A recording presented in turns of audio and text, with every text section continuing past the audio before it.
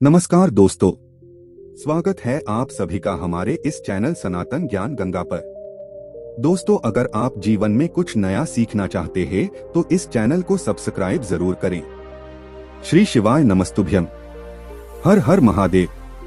दोस्तों, पितृपक्ष चल रहे हैं और पितृपक्ष का बहुत बहुत महत्व होता है और इस बार 2023 में 29 सितंबर से शुरू होकर के 14 अक्टूबर तक चलने वाला है। पितृपक्ष हम सभी जानते हैं श्राद्ध कहलाता है। वो श्राद्ध जब हम श्रद्धा भाव से अपने पूर्वजों को याद करते हैं, विधि विधान पूर्वक अपने पितरों के निमित्त श्राद्ध करते हैं, तर्पण करते हैं, पिंड दान करते हैं, इससे उनकी आत्मा को शांति मिलती है। जो भटकती हुई प्रेत आत्माएं हैं उनको मोक्ष की प्राप्ति होती है।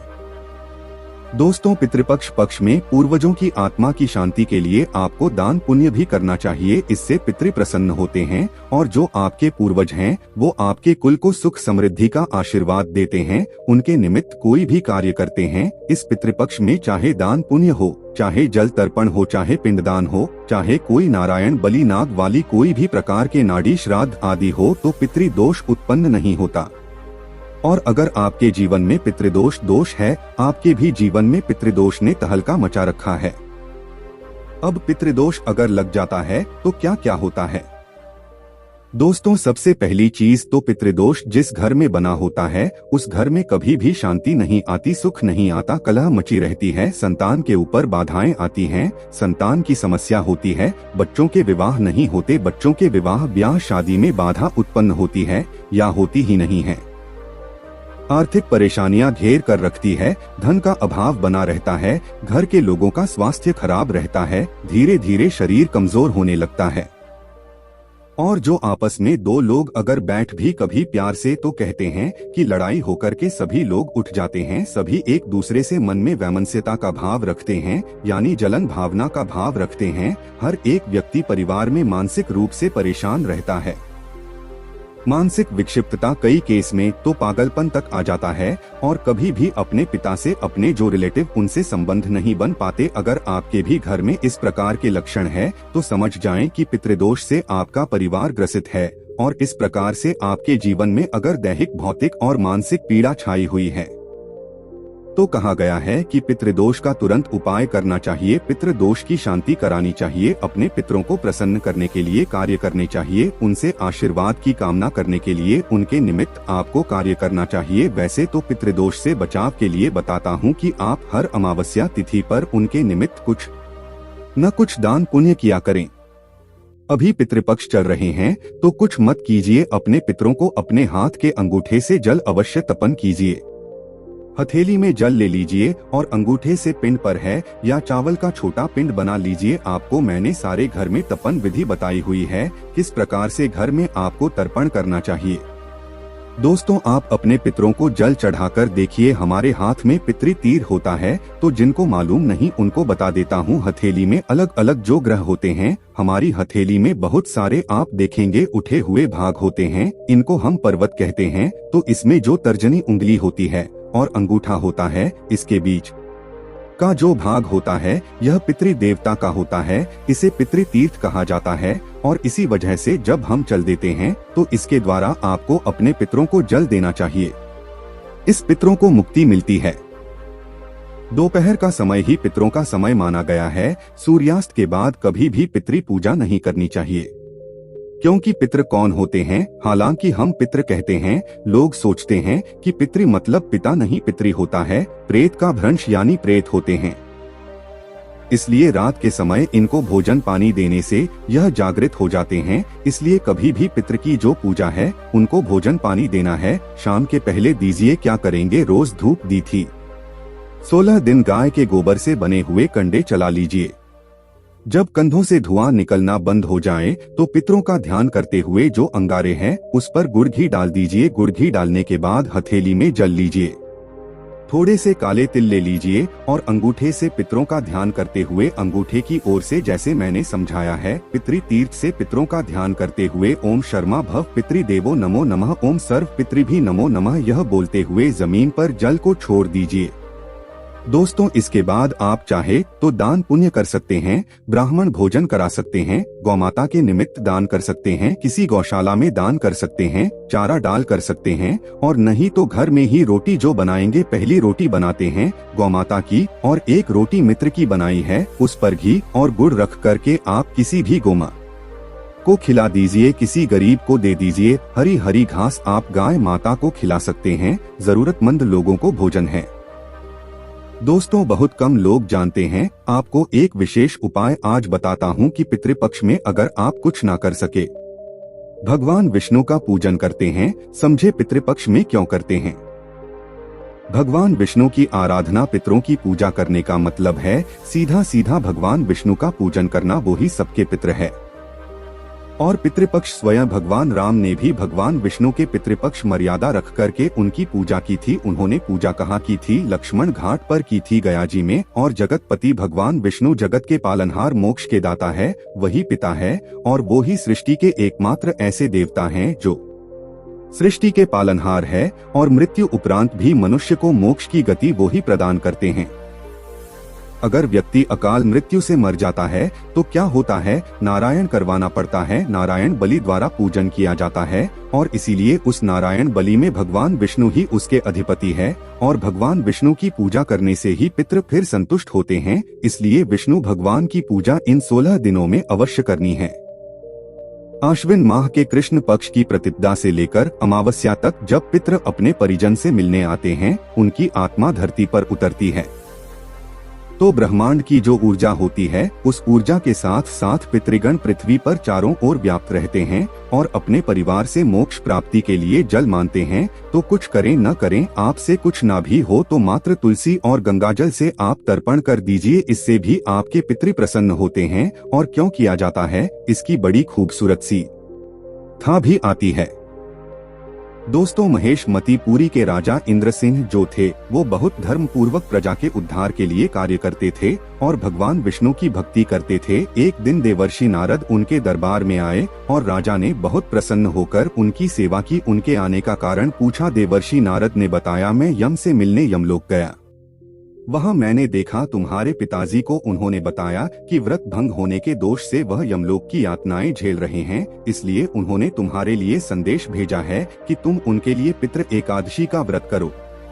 तो जो पितृपक्ष में एकादशी आती है, वह करने का भी बड़ा धर्म होता है। राजा ने उस एकादशी का व्रत किया और व्रत के फल से राजा के पिता को हमेशा के लिए बैकुंठ धाम का वास मिला और राजा मृत्यु उपरांत स्वर्ग लोक से गया। और जो भी मनुष्य पितृपक्ष की एकादशी को दक्षिणावर्ती शंख में जल भरकर के पत्रिका तपन करता है, दक्षिण मुखी होकर के, उसके मित्र 7 पीढ़ियों तक के जो पितृ होते हैं वो तृप्त हो जाते हैं। और ऐसे तो पितरों को हर वर्ष पेंट और जल जरूर देना चाहिए। स्वयं से दीजिए, पंडितों से संकल्प करवा करके दीजिए। जो लोग नियम पूर्वक घर में उपाय करना चाहते हैं, उनको मैं आगे बता देता हूँ, साधा सा घर में उपाय कर सकते हैं।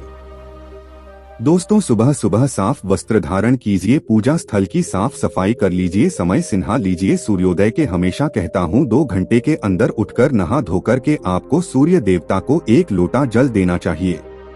उसी लोटे में जल भर लीजिए, दक्षिण की तरफ मुख हो जाए, थोड़े से काले तिल डाल लीजिए और दक्षिण मुख करके ओम सर्व पितृ नमो नमः, ओम भी पितृ नमो नमः यह बोलते हुए अपने पितरों की तृप्ति की कामना से आपको जल अर्पित करना चाहिए। और अगर आपके पास दक्षिणावर्ती शंख है, अभिमंत्रित किया हुआ, विशेष रूप से एक तो सफेद शंख आता है जो नॉर्मल विष्णु भगवान के सामने आप अर्पित करते हैं, एक होता है पितृ गायत्री दक्षिणावर्ती शंख। अगर यह आपके पुत्र गायत्री मंत्र द्वारा सिद्ध किया हुआ है, अभिमंत्रित, तो उसे आप दक्षिण मुख करके उसमें जल भर कर के अर्घ दी। दोस्तों, और अगर कुशा घास है तो कुशा भी ले लीजिए।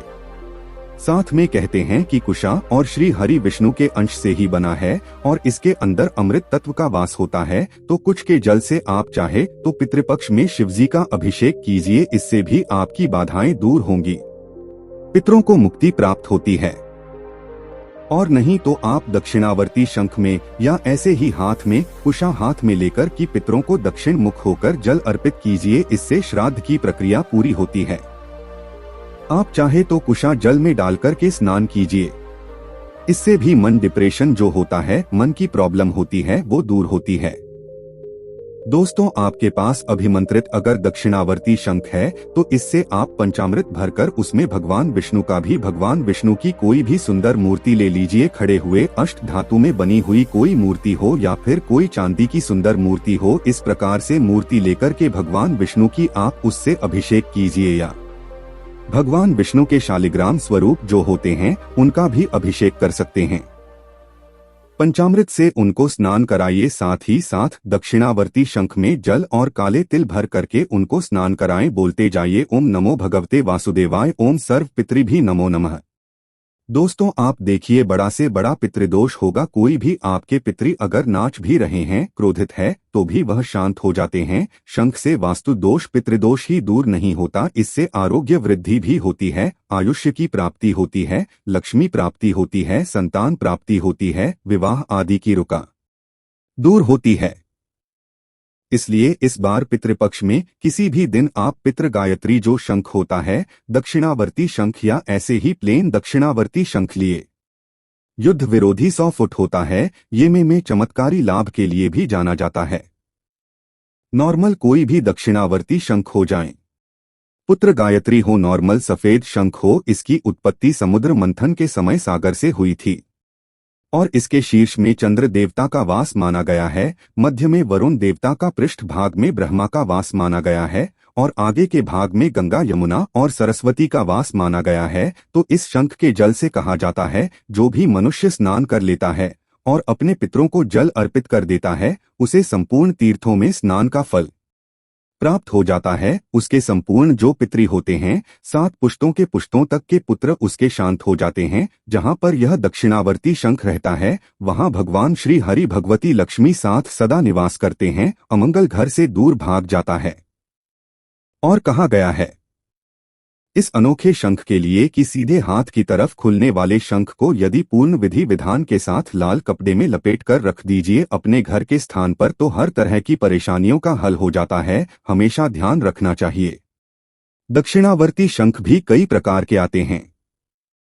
ऐसा नहीं कि आप कहीं से भी कोई भी शंख प्राप्त कर लें। कोई कैल्शियम वाले शंख आपको नहीं लेने हैं, असली शंख होने चाहिए, उच्च श्रेणी के शंख होने चाहिए। कैलाश मानसरोवर से प्राप्त होने वाले चाहिए। मालद्वीप को, लक्षद्वीप हो, कोरोमंडल हो, श्रीलंका हो, इंडियन ओशन हो, यहाँ के जो शंख होते हैं ये श्रेष्ठ होते हैं। इनको आपको प्राप्त करके इनको 1.25 लाख जप सिद्ध से अभिमंत्रित कराकर करके अपने घर में स्थापित करना चाहिए। यह स्वयं लक्ष्मी स्वरूपा हो जाते हैं।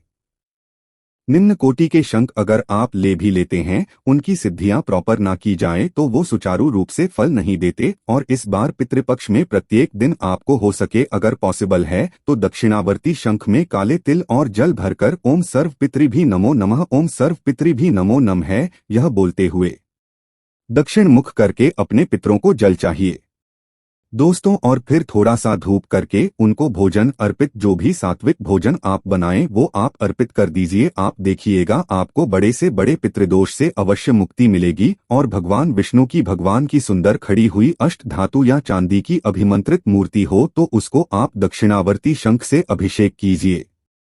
फिर शुद्ध जल से स्नान कराएं, प्रभु को पीले वस्त्र धारण कराएं, चंदन लगाइए, जनेऊ धारण कर आइए। चंदन का इत्र है आपके पास तो उसको लगाइए, अबीर, गुलाल, सफेद तिल, यह चढ़ाई, फूल, तुलसी पत्र अर्पित कीजिए जितना हो। ओम नमो भगवते वासुदेवाय, ओम नमो भगवते वासुदेवाय का जप कीजिए। ओम भी हो, पितृ नमो नमः का जप कीजिए, पितृ गायत्री मंत्र का जप कीजिए, विष्णु सहस्त्रनाम का पाठ कीजिए। और जो लोग भी पितृ मोक्ष की इच्छा रखते हैं तो दक्षिणावर्ती शंख से तपन कीजिए, पितरों के निमित्त तर्पण कीजिए।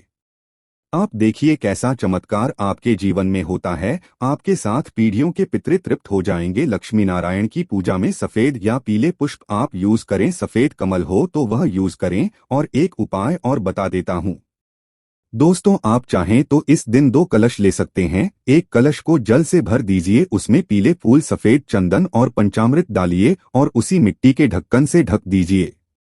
उस पर एक फल रख दीजिए। अब दूसरे कलश में जल भरी है और उसके अंदर काले तिल, चंदन और सफेद पुष्प डाले। अब पहला कलश भगवान विष्णु के लिए और दूसरा कलश पितरों के लिए होता है। दोनों कलश की विधिपूर्वक पूजा कर लीजिए। इसके बाद आप दोनों कलश दान कर दीजिए किसी ब्राह्मण को। पहले ब्राह्मण को भोजन कराया, फिर उस कलश का दान कीजिए।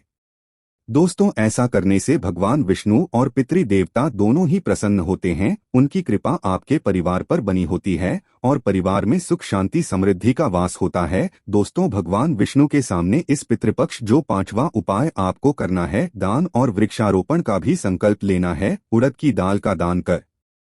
आप उड़द की दाल शनि और राहु से संबंध रखती है। पितरों को अर्पित की जाने वाली चीजों में उड़द की वस्तुओं की सबसे ज्यादा प्रधानता होती है, इसलिए पितृपक्ष में उड़द की दाल का दान कीजिए।